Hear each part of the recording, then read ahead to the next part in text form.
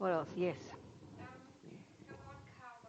So just as a utopian situation, that I did something bad to another person in a past life. So my karma is that I get something back because I did some negative action.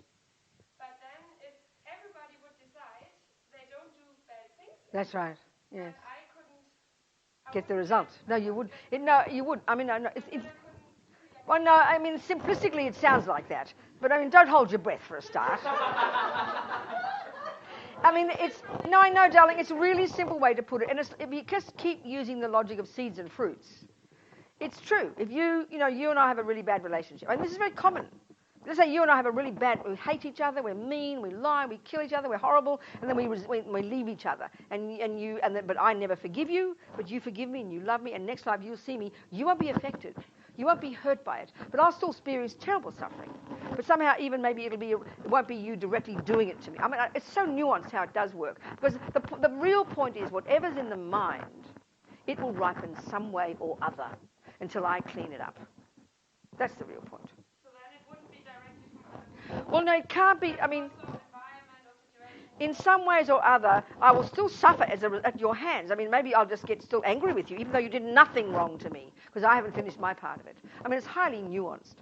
The real point is, the work has to be here. We have to change our bit, and I can't expect you to change yours. So that's why, you see, that's something very interesting when we talk about purification. There's a practice we do at the end of every day.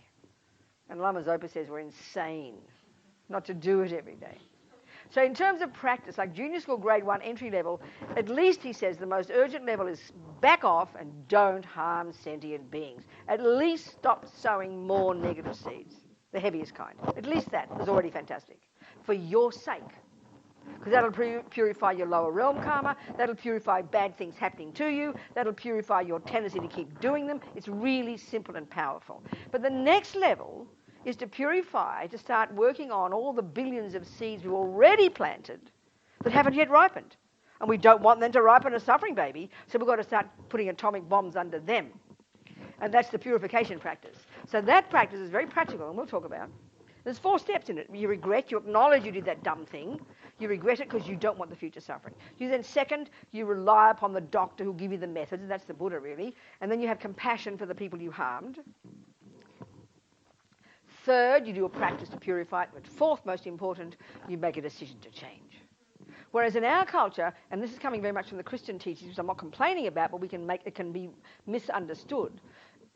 In the second step for the Buddhist, you refer to the Buddha as your doctor. You've done something dumb. You've eaten poison. You killed somebody, let's say, analogy. So you regret it because you don't want the future suffering. Regret is like compassion for yourself, not guilt. Then you think, well, God, who can I turn to? Quick, where's the doctor to give me the antidote? Well, that's our relationship with the Buddha. He's like a doctor. Whereas if I'm a Catholic, I turn to God to purify me. God has to forgive me. So forgiveness is powerful. But that's our whole process in forgiveness is God, what purifies me is God forgiving me, isn't it? Whereas in the Buddhist one, you forgive yourself, but you rely upon Buddha's medicine. In other words, you don't go to the doctor and beg her to forgive you for smoking cigarettes and please stop me getting cancer. No. It's not her job.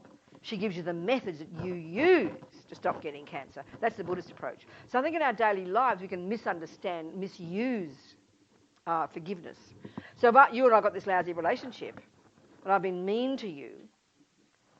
I'm going to work in the morning, you're my friend, and we live together or whatever, and I'm feeling all this guilt. Oh, she's going to hate me, and what's your name? Elena, I'm guilty. I'm panicking because you're going to give me up and stop hating, stop loving me. So I'm all oh, Elena, I'm so sorry. I ring you on the phone. So sorry, Elena. Please forgive me. And all I'm waiting for you is to say, it's all right, Robina. I still love you. I forgive you. And then I go, oh, phew, I'm off the hook again. That's misusing you. If I keep bad-mouthing you every day and then get you to forgive me, but I don't change, if you're really being my friend, you should say, Robina, I'm happy to forgive you, but you've got to start making a decision to change, baby. And that's where you've got to take responsibility. So the fourth step is I've got to decide I'll stop bad-mouthing you. I will not bad-mouth you for 24 hours and you keep getting better. Then it's valid to forgive me, but we misuse forgiveness. I use you to make me feel better. That's very naughty. Do you understand my point? Because it's not forgiveness that makes me purify. My own inner work is what does purification. Because what if you don't forgive me? Then it doesn't matter. That's just your problem. I've purified. And that's why I saw with my friends in prison. kill somebody, let's say. And they're kind of the animal of the earth. They're going to go to hell forever, so what's the point? They're also completely depressed and guilty. And the ones who like Buddhism are so uplifted by this view. Because the person you've killed can't forgive you, can they? They're dead. So then you think, what can I do? I might as well go to hell. Whereas if they know that they can clean up their part of it, this is really powerful. This is beneficial, actually. It gives us great courage. But sometimes I think it's even harder to forgive yourself if you get the absolution That's right. from the other person, kind of thing. Well, but that's what I'm meaning. It's like, but if you analyze the Buddhist view, that's not enough. You've got to make the change in yourself, and the first step is regretting it. It's not a question of forgiving yourself. We can say it like that, but the real one of regret is, well, you know what? I did badmouth. What's your name? Elena. I did badmouth Elena. Not, oh, well, it's not my fault, poor Elena's mean to me, or... no, I did badmouth Elena. And you know what, Robina? I say to myself, I'm sick of this habit. I don't want to keep growing this habit. I don't want to be badmouthed in the future. So you've got to own it as yours, and with compassion for yourself, be sick of it. That's the first step, and that's so powerful. Then what can I do about it? You rely on the Buddha, you use some kind of practice. It's like medicine, and I have compassion for you, whom I've harmed. Then I do the practice, and then I vow to change. It's a very internal process. And then it's easy to forgive or be forgiven if you need to, but you've done the inner work. Because we can see ourselves, you can tell me 50 times, you're really nice to a person, Robina, I do love you, but I hate myself so much I'll never believe it. Well, it's exhausting forgiving me if I never sort of do anything, I've got to do the work internally. We've got to own it ourselves. Do you understand? Yes. Christianity, there's the term Holy Spirit. Who? Holy Spirit. Yes, that's right, the Holy Ghost. The Holy Ghost, yes. That's right, the Holy Ghost. Is there a similarity in the Buddhism? You could argue there is. Okay, let's look. I mentioned before here to Fabio about the different levels of the four elements. And so the universe is, this is the Vajrayana, the more advanced teachings describe it like this. We've got gross physical energy, which is this body, inextricably linked with the gross consciousness, which is the sensory consciousness, and our conceptuality and feelings and emotions. This is at this gross level. Now we've got subtle consciousness, which we only experience when we dream, right? And that subtle physical energy, which you can't see with your eyes, but the subtle components of the physical energy, and this is related to the Tibetan medical system. The subtle wind energies coursing in your body, which is similar to yoga, and then inextricably linked with your subtler level of mind.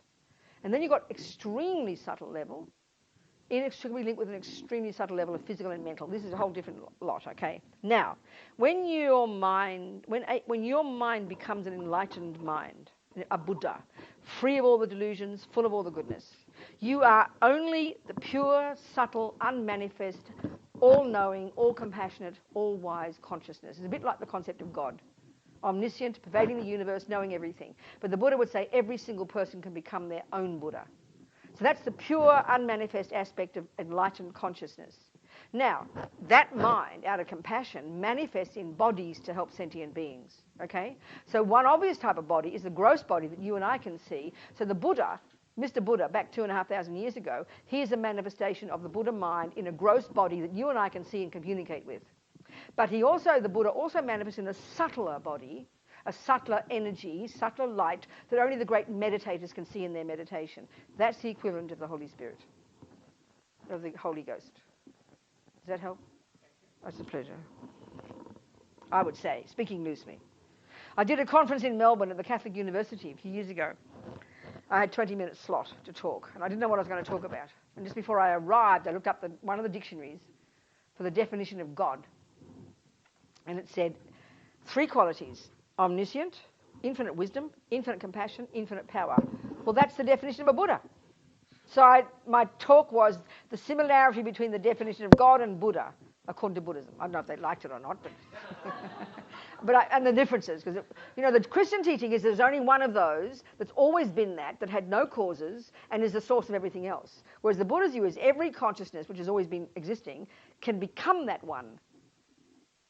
And they don't create things because we don't need creating. So it's a big difference in many ways, but many similarities. Do you understand?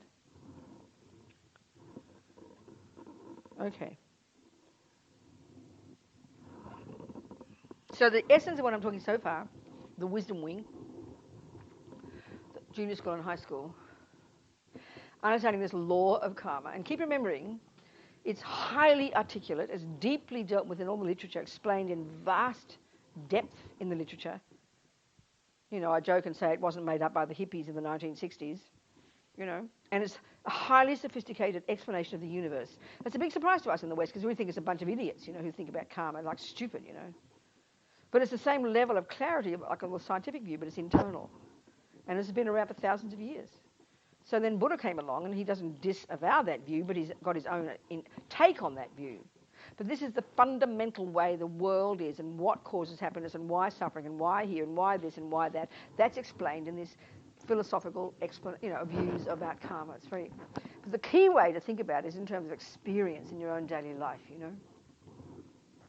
So using the analogy of a garden, your life is your garden. It's a very powerful, simple one. And whatever is in your life, without exception, can only, Buddha says, can only be from what you put into that garden in before. Whereas the view, think about it, the view we have is so deep. And this is the irony of ego. It's the view of the victim. We really do believe that there's two human beings, our wacky mummy and daddy, you know, with their delusions and their problems, decided to create another person. I mean, that is the weirdest idea, you know. And then they give you anger, and they give you jealousy, and they give you badness, and they give you goodness, that view, and they give you bad conditions and good conditions and poverty and craziness and sickness. I mean, that's what we believe. We think it's scientific truth. All Buddha's saying is, well, I've got an argument here. Excuse me, I would suggest it's a load of rubbish. He doesn't say that. You get my point. So it needs unpacking intelligently, and that never occurs to us because it's the one thing we take as an absolute given. And that informs all of our view in daily life. But the essence of it, from the negative point of view, is that it's the view of a victim. We say, I didn't ask to get born, it's not my fault. But that's exactly what that view says. Buddha says, don't be ridiculous, of course it's your fault. But all the good is your fault too. That's the point, you know. But we hear it in heavy terms. Bad, guilt, blame, fault, deserve. That's what's heavy. They're not the words they use in Buddhism, you know. And that's why we have so much attachment and so much anger.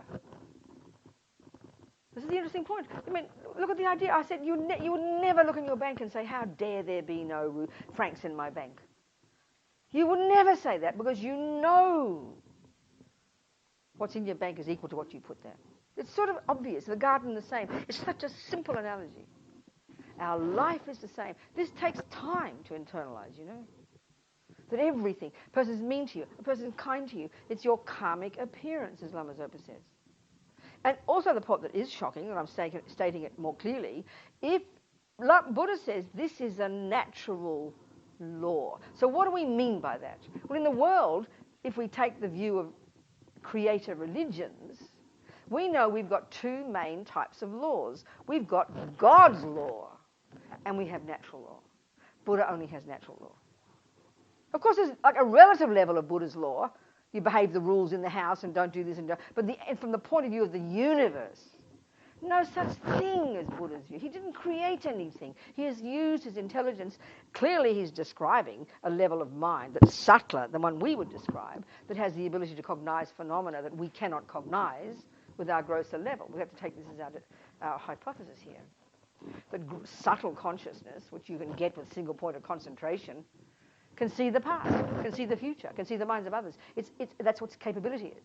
This is not existing in our modern psychology, not at all. We're cynical about it. But it's all there, described in the text. I mean, I'm talking about this stuff for years, and it takes time because it's so against the natural view we have. I know when I first heard the teachings, I mean, that was the piece that had been missing in my life. I felt really attracted to that idea of karma. But it takes all these years of me talking about it, trying to practice it, and still it's hard to apply, because when someone's mean to you, the victim just rises to the surface. How dare you do that to me? I don't deserve it. That's the instinct of anger. And that's why it's very interesting if you know these Tibetans who've been kind of programmed with these teachings all their life, the default mode for them is karma. That's been their worldview for thousands of years, coming from Asia. That's the one they know. That's what they've been brought up with, like we've been brought up with the materialist view. So I remember this story. I remember 2003, Richard Gere invited 20 former prisoners to New York to meet His Holiness. He'd organised the teachings. And he decided all the prisoners had people who've done meditation and Buddhism in prison. So he also invited people like me who worked with people in prison. I ran Liberation Prison Project since like 96 or something, and then gave it up in 2009. So in 2003, I went to New York. We had this lovely meeting with all these prisoners, 20 of them, male, female, a cross-section of all the Americans, and all talking about their suffering in prison, the dramas, the injustice, the racism, the you-know-what. Pretty heavy in America. But he also invited 2 young Tibetan nuns who'd been incarcerated for a couple of years for being Tibetan nuns, for God's sake. They don't even kill flies, And they were tortured, sexually abused for a couple of years. Well, they were telling their story. So my sense is that when they were telling their story, you probably could deduce, if you wanted to, that all the others would imagine that their physical suffering alone, sexual abuse and constant torture, was kind of heavier than the rest of theirs, And second, though, what was surprising, I'd say shocking, and this is our view, that they weren't angry. Now, we don't trust that in our culture. We really don't trust that, Because we take anger as a given. We take these emotions as normal parts of a normal person. And this is where if we unpack all these emotions, we get to see how they're part of this really elaborate set of viewpoints we have deep in our bones about who made us, where we come from, what is good, what is bad, what is fair, what is not. But we don't question these assumptions, So there are these young women, not angry. Sad, tears, yes. But we don't trust that. We think, oh, anger's healthy, But listen to this. Listen to anger. As I said before, put words to anger. And we all have this deep in our bones. How dare you do that to me? I don't deserve it. Is this not instinctive? Is it not a natural response when people are mean to us? That shows how deep anger is in the mind, which shows how deep the instinctive view that I didn't ask to get born, that I'm an innocent victim, that someone else made me.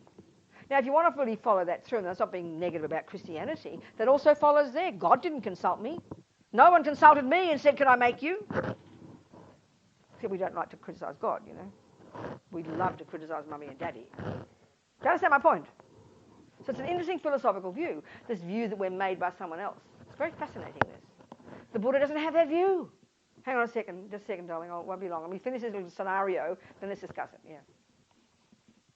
So these young women, being brought up with karma, part of their life, internalising it, studying it, using it, and applying it in their daily life.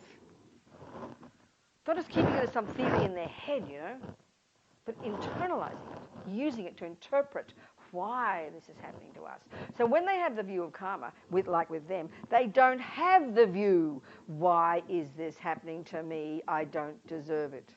This is heavy duty for us, And in just the same way, before I finish the story, if, let's say, when for all of us, good things happen, which is what happens every day, but we never, ever say to ourselves, when a person in the shop smiles at us, when the person in the street lets us, helps us across the road, or lets us pass first, or the bank gives you credit instead of not giving you credit. We take it for granted. We never think, wow, why did that good thing happen to me? We never think that. That's because we assume, this is attachment, that we deserve good things, and we assume we don't deserve bad. They are false assumptions for them. They're based on false philosophy. They're based on the view of being the innocent victim who was made by someone else. This takes time to unpack. So these young women, one of them at the end, tears, and of course she said, we had compassion for our torturers, because we knew we must have harmed them in the past, and because we know they will suffer in the future for what they did to us. So in other words, that level of compassion, which is the Buddhist view of compassion, which we'll talk about, is pretty intense. That is based on understanding karma. The only way you can have that view, if you have the view that we've all met countless times, been good to each other countless times, been bad to each other countless times, then that's the only way that explains that.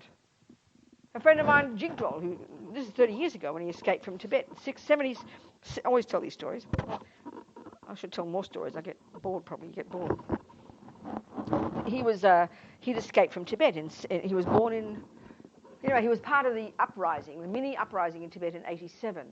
The first one really since 59. of any kind of notable newsworthiness, you know. And it was all the monks and nuns who demonstrated. They're all demonstrating. They got arrested, tortured, chucked into prison, killed. You know, it was a terrible time. So he was in a demonstration. He got arrested, got tortured, was released, and he got out again, did another demonstration. Then a friend had his head blown off.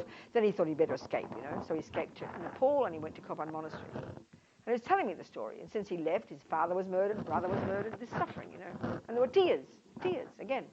And I said to him very casually, I said, "Dear Joel, do you ever get angry?" And he answered equally casually and laughed and said, "Rabina, what for? It's our own fault." Now that's shocking to us, right? Those words are so shocking. All he meant was, "Hey, Rabina, I've got the view of karma, baby, and I know why it's happening, so I don't say why is it happening." Meanwhile, you get on with dealing with it, so you don't get angry. This is intense. But this is the logic, the relationship between our emotions and the viewpoints deep in our minds about the way the world is. But it's all big stuff, you know. Are we communicating here? Yes. Sorry, in a minute. So I forgot. What's her name? Who?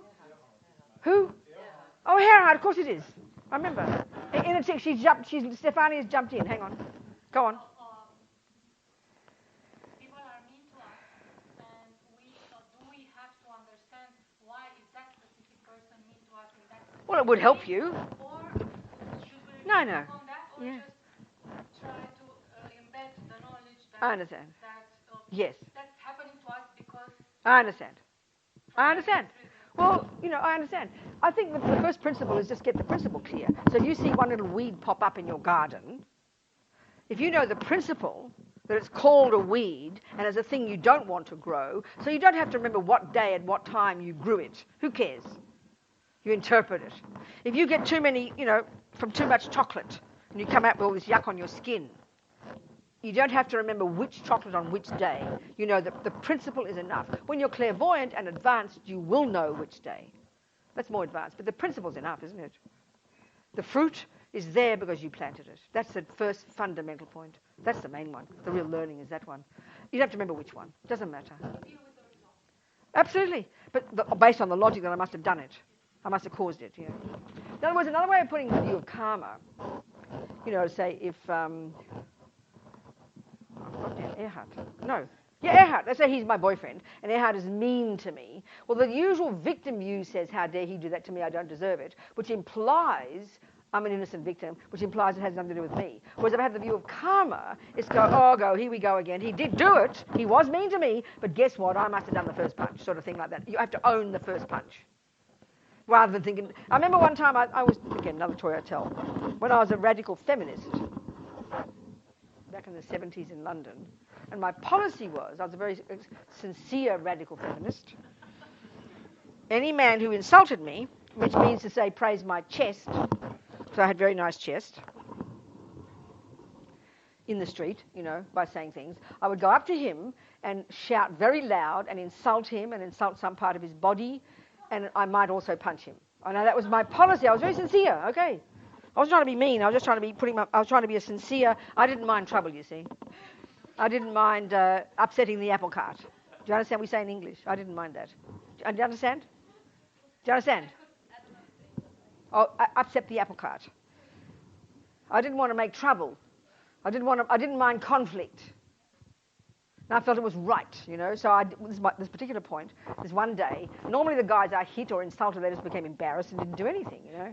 But this particular fellow hit me back. I punched him in the nose, and his fish and chips went flying, you know. It was this Greek part of London. And I remember he started chasing me down the street, so I ran away, and he got me, and he punched me back, and my glasses broke, my earrings broke. But the point is, I felt quite respectful to the man. I thought I admired his courage, you know. I wasn't upset at all. Now, you can imagine if I burst into tears and all the guys drinking their ouzo in the cafes, and I'd say, "Oh, he hit me, look, he hit me." Well, Robina, we did see you hit him first. So karma is just it's several lives between punches. That's the problem. Do you understand? Just like that. But the same with the goodness. We never apply the goodness one. Goodness is incredible. Because every minute of the day, most of us, you know, if we're normal people like you and me, we have good things happening. No one's chucking you out on the street yet. You've still got a house to live. You've still got food to eat. The air's still delicious. People are kind to you. You've still got a job. I mean, this is like miraculous. This is the fruit every second of your past virtue, your past generosity, your morality, your kindness. Even if people believe your words. I mean, a person says, where's Smith Street? Oh, it's around the corner. They don't say, how dare you lie to me? They believe you. That's because you haven't told lies before. Or that's the fruit of your past non-lying. So, but we take it for granted. So we're not really using karma. We're just then bad things and we get all full of guilt. This is rubbish. We should be blissed out every day that anything good happens, you know. It's the fruit of our virtue. And what's the conclusion from that? I must keep planting more virtue. If you look in your garden and it's full of roses and veggies, you don't just go, aren't I lucky? You say, wow, I must keep... then you eat them all up and then there's nothing left. No, that's just greed. That's hubris. You're so delighted in these roses and veggies and you never forget it's the fruit of your hard work, so you keep eating them and they're delicious and grow more. You see the weeds, you know you don't want them, you pull them out and never plant them again. It's such a simple analogy, but it really takes time to internalize this view, if we choose to use it. No one's forcing us to, you know. You can continue blaming other people if you like. It's your call.